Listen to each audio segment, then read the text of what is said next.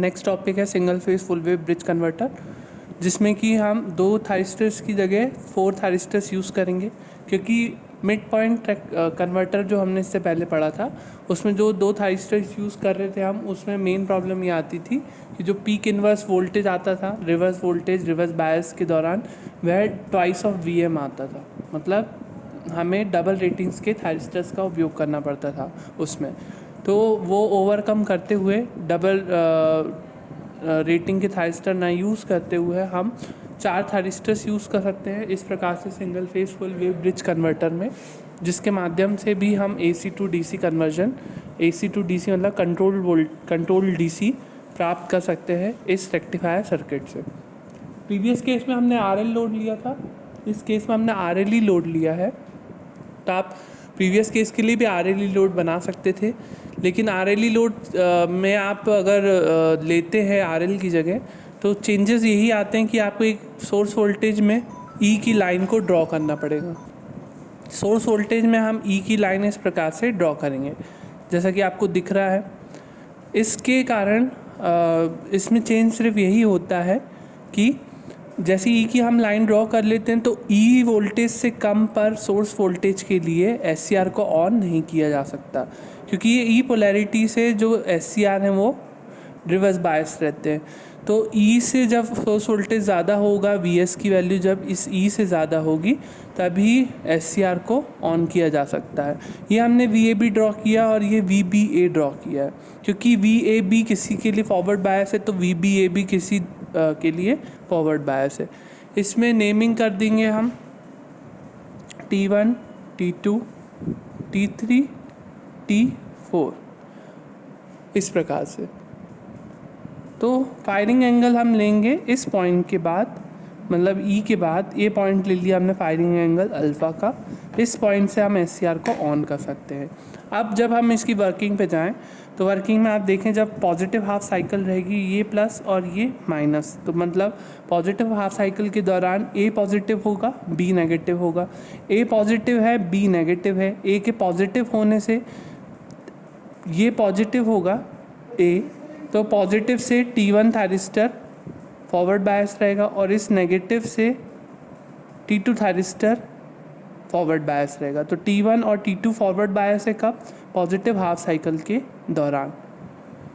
तो T1 और T2 का पॉजिटिव हाफ साइकिल के दौरान ऑन रहेगा, तो हमने यहाँ पे लिख दिए T1 T2 और ये T3 T4 इस प्रकार से। फिर वापस से T1 T2 और ये T3 T4। तो ये वाला जो पार्ट होगा वो जनरली किसका कहलाएगा? T3 T4 का। तो T1 T2 किसके दौरान फॉरवर्ड बायस है? 0 से पाई के दौरान। 0 से पाई के बीच में हम SCR को ऑन कर सकते हैं, और इसमें भी एक कंडीशन है कि ये वाली जो वैल्यू है ये θ1 होगी जो हमने RLE लोड में पढ़ा था। तो minimum value of firing angle ये होगी, फिर उससे अधिक में हम किसी भी यहाँ तक maximum value of firing angle तक हम किसी भी इंस्टेंट में SCR को ऑन कर सकते हैं। हमने ये वाली इंस्टेंट चूज़ की है अल्फ़ा। तो इस दौरान T1 फॉरवर्ड बायस है और T2 फॉरवर्ड बायस है, तो इन दोनों को गेट पल्स दे देंगे, हम गेट ट्रिगर कर देंगे, जिससे जैसे ही कंडक्ट करेगा तो करंट की फ़्लो होने की डायरेक्शन, मतलब जो लोड करंट जो फ्लो होगा with this T1 and T2 thyristor on, वो इस प्रकार से होगा। ए पॉइंट से T1 से फिर RLE लोड, फिर वापस T2 से इस प्रकार से सोर्स वोल्टेज पर VS पर वापस। तो इस प्रकार से इसका पाथ बनेगा। ये वाला पार्ट चला कब तक? पाई तक। फिर पाई के बाद चूँकि लोड में इंडक्टेंस L है, तो L की वजह से T1 और T2 का एक्सटेंशन हो जाएगा कहाँ तक? ये पाई प्लस अल्फ़ा तक। मतलब इस पॉइंट तक SCR T1 और T2 जो है फॉरवर्ड बायस रहेंगे पाई प्लस अल्फ़ा तक। पाई प्लस अल्फ़ा के बाद पाई से 2 पाई के दौरान VAB क्या है? एक्चुअली VBA हो गया है वो। तो VBA मतलब ये A नेगेटिव हो जाएगा और B पॉजिटिव हो जाएगा। तो A negative B positive, A negative है B पॉजिटिव है, तो A नेगेटिव होने की वजह से T4, B पॉजिटिव होने की वजह से T3। तो T3 और T4 जो हमारे थायरिस्टर होंगे वो फॉरवर्ड बायस होंगे T3 और T4 फॉरवर्ड बायस होंगे तो उसे हम पाई से 2 पाई के दौरान कभी भी टर्न ऑन कर सकते हैं, परंतु इसमें भी जब वैल्यू ई से ज़्यादा होगी तभी हम इसको ऑन कर सकते हैं। तो इस पॉइंट के बाद हम इस पॉइंट तक कहीं भी SCR को ऑन कर सकते हैं। हमने ये वाला पॉइंट चुना है, तो ये हो गया पाई प्लस अल्फ़ा। तो ये पाई प्लस अल्फ़ा से फिर कंडक्शन कब तक रहेगा, 2 पाई प्लस अल्फ़ा तक। 2 पाई प्लस अल्फ़ा फिर वापस से कौन हो जाएंगे, T1 T2, क्योंकि VAB में A पॉजिटिव और फिर वापस से B नेगेटिव हो जाएगा। तो इस प्रकार से कंटिन्यूस कंडक्शन हमें प्राप्त होता रहेगा। अगर हम I0 की वेव फॉर्म बनाएं, I0 की वेव फॉर्म जो है यहाँ से स्टार्ट कर सकते थे हम, परंतु आगे की वेव शेप को देख के हम पीछे के वेव शेप को बनाते हैं। तो इस प्रकार से यहाँ से स्टार्ट ना करते हुए हमने यहीं से स्टार्ट किया। इनिशियली करंट धीरे धीरे बढ़ेगा क्योंकि इंडक्टेंस है, तो ये करंट को एकदम से सडन बढ़ने यहाँ पर नहीं देगा। तो इस पॉइंट से ये धीरे धीरे अपनी हाई वैल्यू तक राइज होगा। फिर उसके बाद जैसे ही सोर्स वोल्टेज की वैल्यू नेगेटिव होने लगती है, उस पॉइंट के बाद जो लोड करंट है वो भी डिक्रीज़ होना चालू हो जाता है। कब तक, जब तक कि वापस से ये सोर्स से कनेक्टेड ना हो जाए। फिर वापस से इस पॉइंट पे सोर्स से कनेक्टेड होगा, फिर इंक्रीज़, फिर डिक्रीज़, फिर इंक्रीज़, फिर डिक्रीज़। इस प्रकार से हमें continuous load current wave form प्राप्त होगी। अब हमें वोल्टेजेस अक्रॉस थायरिस्टर्स को ड्रॉ करना है। तो वोल्टेजेस अक्रॉस थायरिस्टर्स को हम वोल्टेजेस जो थायरिस्टर के अक्रॉस होंगे वो तब होंगे जब वह कंडक्ट नहीं कर रहे। T1 T2 की बात करें हम, यहाँ T3 T4 की बात करें। तो T1 T2 की बात करते हैं हम, तो T1 T2 कहाँ से कहाँ तक ऑन है, अल्फ़ा से पाई प्लस अल्फ़ा तक। अल्फ़ा से पाई प्लस अल्फ़ा तक, तो यहाँ से यहाँ तक क्या है, T1 और T2 ऑन है। तो इस दौरान जब T1 T2 ऑन है तो उसके अक्रॉस वोल्टेज की वैल्यू क्या हो जाएगी, voltage drop is equals to across thyristor is 0। जब वो टर्न ऑन है तो उसके अक्रॉस वोल्टेज होगा 0। जब वह टर्न ऑफ है, मतलब किस इंस्टेंट पर टर्न ऑफ है, पाई प्लस अल्फ़ा से 2 पाई प्लस अल्फ़ा तक कौन टर्न ऑफ है, T1 और T2। तो उस दौरान जो भी वोल्टेज होगा, VS वोल्टेज, वो पूरा पूरा किसके क्रॉस अपीयर होगा, रिवर्स बायस की तरह T1 और T2 के क्रॉस। तो T1 और T2 के क्रॉस रिवर्स बायस की तरह कब तक अपीयर होगा, वो 2 पाई तक। क्योंकि 2 पाई के बाद फिर ये जो T1 और T2 के क्रॉस जो वोल्टेज होगा वो पॉजिटिव वोल्टेज होगा, और वो वोल्टेज कब तक अपीयर होगा, जब तक कि T1 और T2 को ऑन नहीं कर दिया जाता। T1 और T2 को ऑन कहाँ किया गया, फिर से 2 पाई प्लस अल्फ़ा पे। तो ये हम वेव शेप बनाए, आगे का देखकर हमने पीछे का पार्ट इस तरीके से बनाया। वैसे ही सिमिलरली अगर हम T3 और T4 के लिए अगर हम ड्रॉ करते हैं, तो T3 और T4 के लिए भी वही कंडीशन होगी। जब T3 T4 ऑन है, मतलब कहाँ से कहाँ तक, पाई प्लस अल्फ़ा से 2 पाई प्लस अल्फ़ा तक, तो इस दौरान T3 और T4 के क्रॉस वोल्टेज की वैल्यू क्या होगी, 0। और बाकी जब नहीं है उसके क्रॉस वोल्टेज क्या आएगा, रिवर्स वोल्टेज। यहाँ पे हम देख रहे हैं मैक्सिमम रिवर्स वोल्टेज जो आएगा अक्रॉस एनी SCR वो होगा -VM, है ना। तो यहाँ पे PIV, पीक इन्वर्स वोल्टेज की वैल्यू है VM।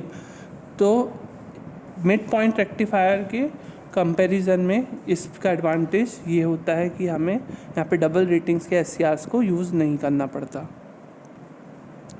Average value of output voltage अगर हम इसमें कैलकुलेट करें तो हमारी स्ट्रैटेजी वही होगी 1 by time period. 1 by time period is time period total क्या होगा यहाँ पर, पाई तक, क्योंकि पाई के बाद वेव शेप जो है कंटिन्यू उसी वेव शेप में कंटिन्यू हो रही है ना। तो हम टोटल टाइम पीरियड लिखेंगे यहाँ पे 1 बाय पाई। फिर कंडक्शन पीरियड कहाँ से कहाँ तक है, देखें वेव फॉर्म में हमें दिख रहा है कंडक्शन है, अल्फ़ा से हमने स्टार्ट किया था, तो ये कहाँ तक कंडक्शन मिला हमें, पाई प्लस अल्फ़ा तक। तो लिमिट कहाँ से कहाँ तक हो जाएगी, अल्फ़ा से pi plus alpha. VM sin omega t को आप इंटीग्रेट करेंगे, वैल्यू अपर लिमिट और लोअर लिमिट रखेंगे, तो V0 की वैल्यू आएगी 2Vm by cos alpha. Similarly RMS value of load voltage अगर हम कैलकुलेट करते हैं तो इस प्रकार से हमें जो वैल्यू प्राप्त होगी Vm/√2 प्राप्त होगी, जो कि सोर्स वोल्टेज की RMS वैल्यू के बराबर है। तो इस केस में हमें इस प्रकार से हम average value of output voltage और RMS value of output voltage निकालते हैं। इसी प्रकार से हम लोड करंट और RMS लोड करंट की वैल्यू निकाल सकते हैं। हमें एवरेज लोड वोल्टेज निकाल लिया है तो एवरेज लोड करंट निकाल लेंगे, I0 की वैल्यू, और RMS वैल्यू ऑफ करंट की वैल्यू भी निकाल लेंगे।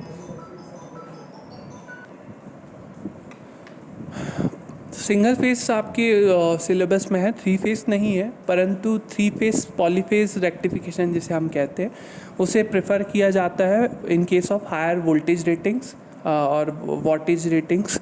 तो उस केस में क्यों पॉलीफेज रेक्टिफिकेशन क्यों प्रेफर किया जाता है? जनरली जो हमें मैक्सिमम एवरेज लोड वोल्टेज प्राप्त होता है in case of single phase वो जनरली होता है 2 VM/π, जैसा कि हमने यहाँ पे कैलकुलेट किया। तो मैक्सिमम वोल्टेज इज़ 2 VM/π, तो इसको हम देखेंगे तो परसेंटेज में 63.62% ऑफ मैक्सिमम वोल्टेज VM हमें प्राप्त होता है। तो सिंगल फेस रेक्टिफायर्स में हमें जनरली मैक्सिमम वैल्यू ये प्राप्त होती है, तो इसलिए इन रेक्टिफायर्स का जो उपयोग है 15 किलोवाट्स तक बस किया जाता है। और इसके ऊपर हमें अगर रेक्टिफिकेशन की ज़रूरत पड़ेगी तो हम पॉलीफेज रेक्टिफिकेशन की तरफ जाएंगे। पॉलीफेज रेक्टिफिकेशन में हमें कई प्रकार के एडवांटेजेस प्राप्त होते हैं, जैसे कि हमें यहाँ पे जो DC वोल्टेज मिल रहा है वो कंपैरेटिवली 3 फेज रेक्टिफायर्स में हमें ज़्यादा मिलता है, हायर DC वोल्टेज मिलता है वहाँ पर। और TUF जिसे हम ट्रांसफॉर्मर यूटिलाइजेशन फैक्टर, जो आपने बेसिक इलेक्ट्रॉनिक्स में भी पढ़ा है, उसमें हमें बेटर प्राप्त होता है। इनपुट पावर फैक्टर इम्प्रूव हो जाता है, बेटर हो जाता है।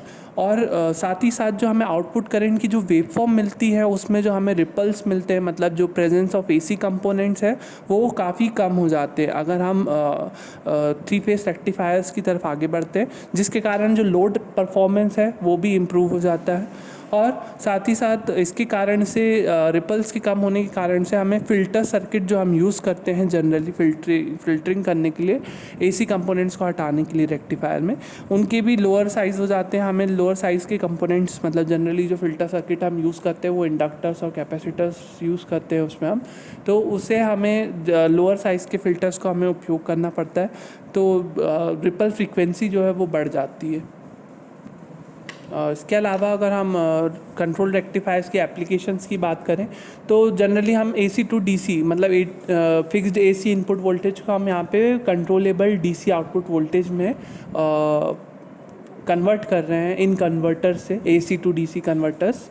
तो इसकी जनरली जो एप्लीकेशन है DC मोटर ड्राइव, जहाँ जहाँ DC मोटर यूज़ होती है वहाँ पे उनको इन कन्वर्टर्स को यूज़ किया जाता है।